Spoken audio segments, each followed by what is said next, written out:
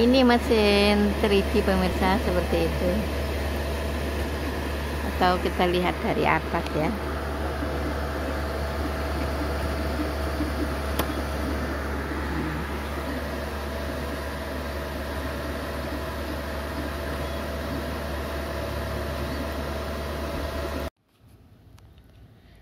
Diabetes, katarak, glukoma ini sangat erat sekali hubungannya ya dengan kesalahan terhadap pasangan. Kalau katarak tidak menghargai pasangan, kalau glukoma sering marah dan tidak mau mendengarkan nasihat pasangan, kalau diabetes suka ngatur-ngatur dalam rumah tangga, sering menasihati pasangan, sering menyuruh pasangan. Kalau pasangannya tuh nggak mau, dia tuh sangat jengkel dan marah. Sebaliknya, kalau dia itu dinasihati pasangannya, dia tuh nggak mau menerima. Karena merasa nasihatnya itu paling benar, sehingga kalau dinasihati, dia nggak mau. Orang lain malah harus mau, gitu loh, harus mau dengar nasihatnya. Karena nasihatnya itu benar, itu menurut dia. Kalau memang nggak ada dalil Quran dan hadisnya, ya jangan merasa itu paling benar. Ya kalau ada dalil Quran hadisnya, ya harus percaya itu benar. Mengenai penyakit ambien ya, kalau ambien itu ya menurut sebagian dokter katanya karena sering duduk ya.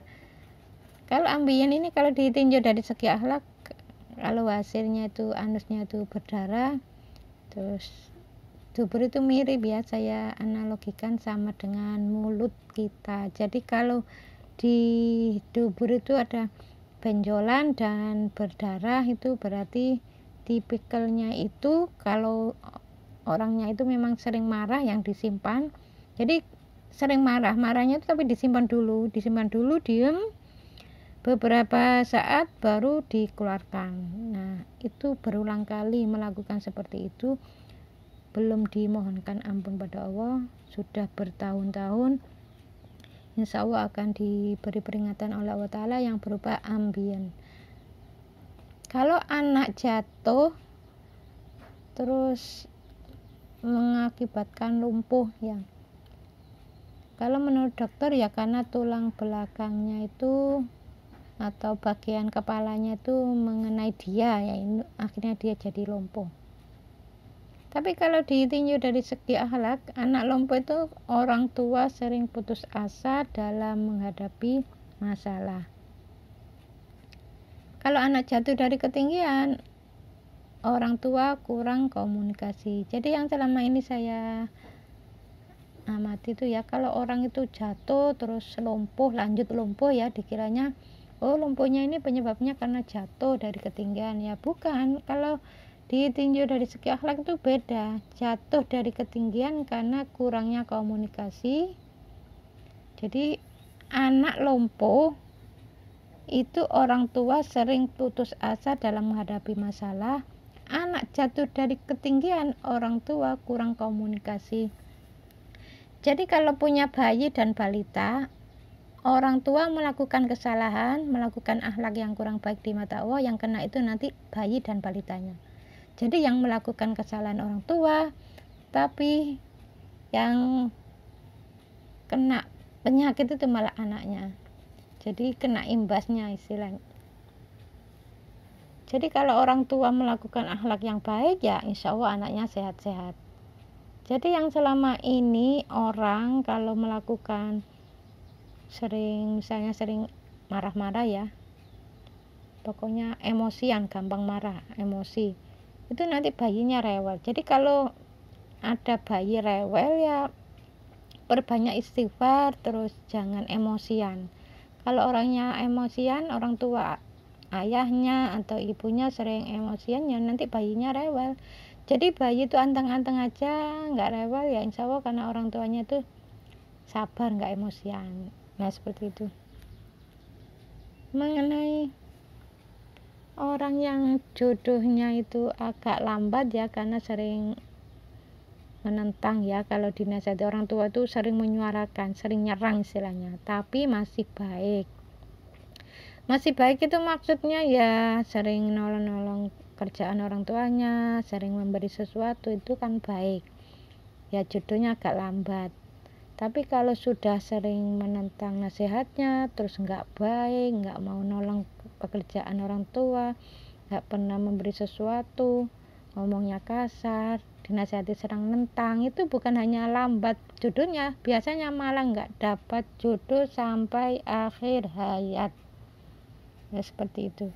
Ya sebelum semua itu terjadi, sebelum kena glaukoma, diabetes, katarak, marilah kita perbaiki ya akhlak kita kepada pasangan. Yang sudah baik akhlaknya terhadap pasangan ya jangan sombong. Yang belum baik marilah diperbaiki sebelum datangnya penyakit. Jangan diniatkan untuk kesembuhan, jangan diniatkan saya biar nggak kena katarak, jangan seperti itu. Niatkan nilai ta'ala, niat patuh perintah Allah. Saya menghargai pasanganku, niatnya lillahi ta'ala, niat patuh perintah Allah. Nanti Allah yang akan ngurus ya, nanti Allah yang akan memberikan kesehatan. Jadi jangan diniatkan kesehatan, tapi diniatkan patuh perintah Allah. Kalau diniatkan patuh perintah Allah ya dapat pahala, terus nanti ya diberi sehat.